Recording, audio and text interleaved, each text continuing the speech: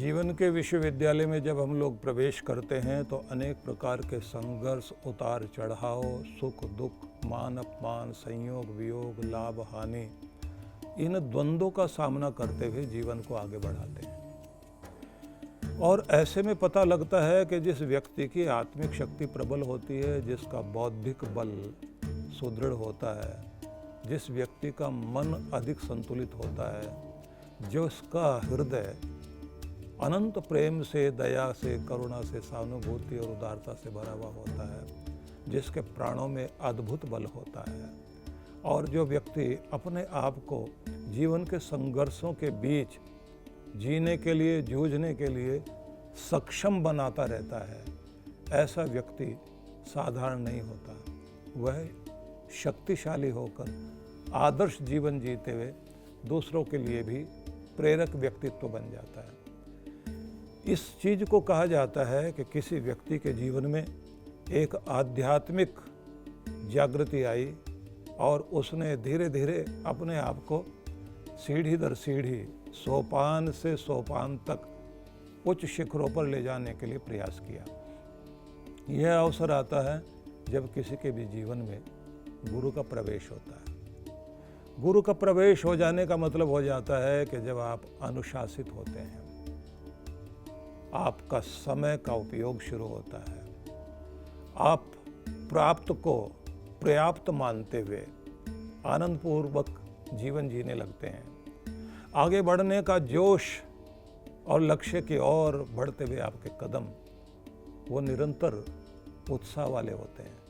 लेकिन साथ साथ एक और मज़े की चीज़ होती है कि आपके पास क्या खो गया, क्या नहीं है, उसका ध्यान नहीं होता, बल्कि जो आपके पास है उसका उपयोग कैसे कर लिया जाए और जीवन को उस प्राप्त से पर्याप्त को प्राप्त करने के लिए, थोड़े से बड़ा होने के लिए, क्षुद्र से विराट होने के लिए एक छोटे प्रयोग के द्वारा अपने आप को ऊंचा उठाने के लिए अवसर मिल जाता है। नहीं तो अधिकांश लोग जीवन में इस तरह से रहते हैं कि जो नहीं है उस पर ध्यान टिकाए हुए दुखी होते रहते हैं, और जो वो चाहते हैं उधर ध्यान जाता नहीं, दुर्भाग्य का रोना रोते रहते हैं। ऐसे में कोई भी व्यक्ति उन्नत जीवन नहीं जी पाता,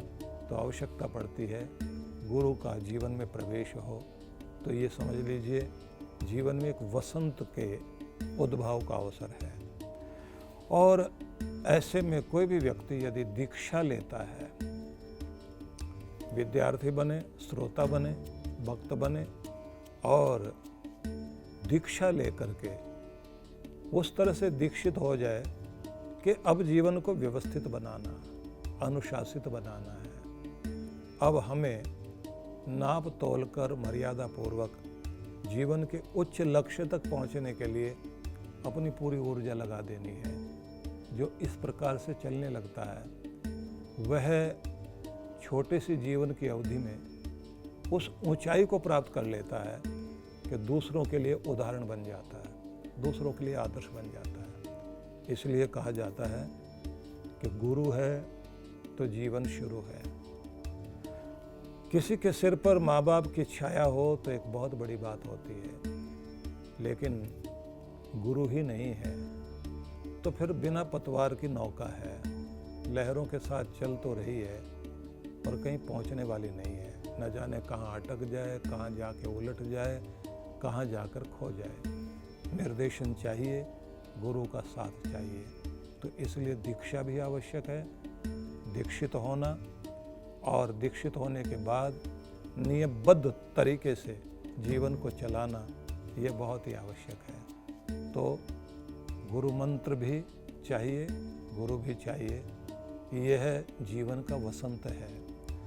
और जिस तरह से वसंत आने से पूर्व आप देखते हैं कि पत्ते सारे पेड़ के पुराने गिर जाते हैं, फिर नई कोंपलें फूटती हैं, और फिर से नई हरियाली के साथ, नए फूलों के साथ, फलों के साथ वृक्ष सुसज्जित हो जाते हैं। इसी तरह से गुरु का जीवन में प्रवेश हमारे अंदर का पुरानापन, हमारे अंदर की तामसिकता, हमारे अंदर का फालतूपन गिर जाता है और जो कीमती है उसको बचा लिया जाता है। फिर उस कीमती पर काम होता है और फिर आपके जीवन में फल फूल लगने का अवसर आता है। इसलिए गुरु दीक्षा भी आवश्यक है और दीक्षित होने के साथ गुरु के निर्देशन में और प्रेरणा के साथ अपने जीवन को ऊंचा उठाते हुए हर दिन का सही सदुपयोग और समय का लाभ लेते हुए जीवन को उच्च शिखरों तक ले जाने का कार्य हर शिष्य को या हर व्यक्ति को अवश्य करना चाहिए।